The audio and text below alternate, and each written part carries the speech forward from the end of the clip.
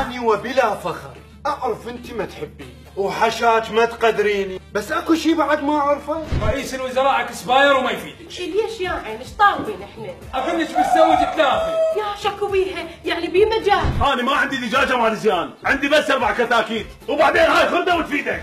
الحدافه الرابع مره تخيطك. لو 20 مرة تخيطك لازم اصبطك. انت ما راح تنزل بالسوق وتطيشها انه انا بقيت. انا ما راح ينزل. تنزل ايش عندك؟ اريدك تركز وتسمعني وتفهم زين، تقدر؟ يعني كلهن تريدهن اليوم؟ انت خزيت العراق. ترى سمعة العراق ونسوان المحله كلها بغار السجن. ما خاف انا من الموت، كل من ويومه، كيف احكي بالعقدهم سموني بومه. الله يا ابوه. طبعا انا بشعر غفوري ما اعرفه. غفور منو؟ اذا اقول لك ما اعرفه. نهر دجلة هاي الفترة صاير جوزي، وحق هذا القول اللي يخدر شاي وحامض. هو نهر دجله جوزي من يومه و7 ايامه. لا تلبق تفشل، مو بالليل ينقلب احمر. السلام عليكم. 5 دنانير حبيبي انت. حوش ولد. اي حمو تحضر. احسن واحد بالمحل. هذا سبيرتو مال عرق جاي يتهدغ. احترقت عشرتك.